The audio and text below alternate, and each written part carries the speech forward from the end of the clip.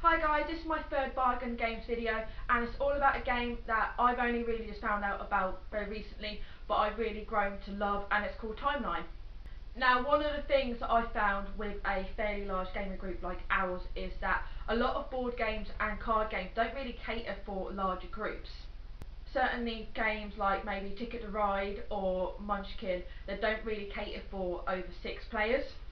And our group has become more and more bigger as time goes on, which is really good, but we've kind of had to adapt to kind of cater for everyone. So when you do have large games that cater for over 6 players, like One Night Werewolf, or the one that's coming out next year, well, it's actually in the print and play version, which is 2 rooms and a boom, you kind of get a really large group going with those. Now, Timeline is really cheap and it goes up to 8 players, so it kind of wins for us. It can be a really quick filler game, but it can actually be really long as well. It just depends on the cards that you get.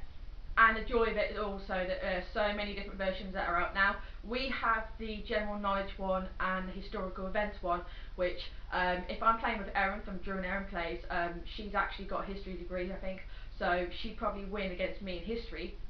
But there's also film, music, and I believe there's a science one.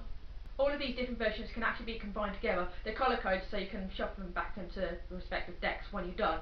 But it can create an absolutely massive deck that could actually make a really long game. Or if you're playing against Erin, probably a short one.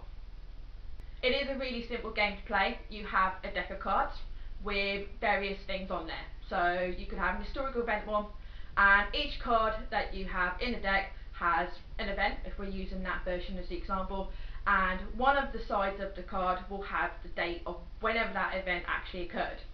Now, to start the game, the first card is put in front of everyone to start off the timeline with the date of that facing up.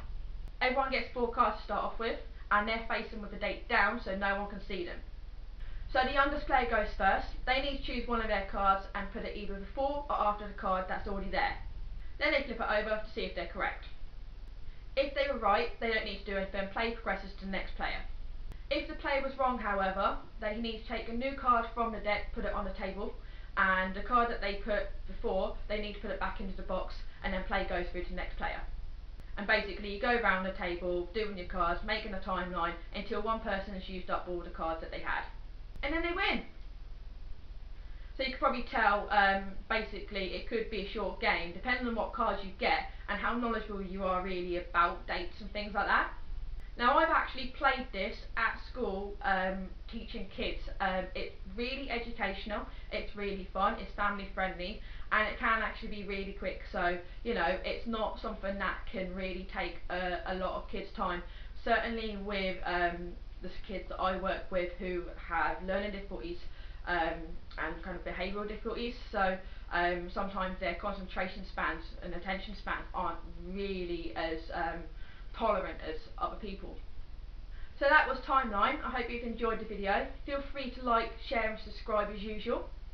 If you've got any other games that you'd like me to review on here, please feel free to put them in the comments. And thanks for watching.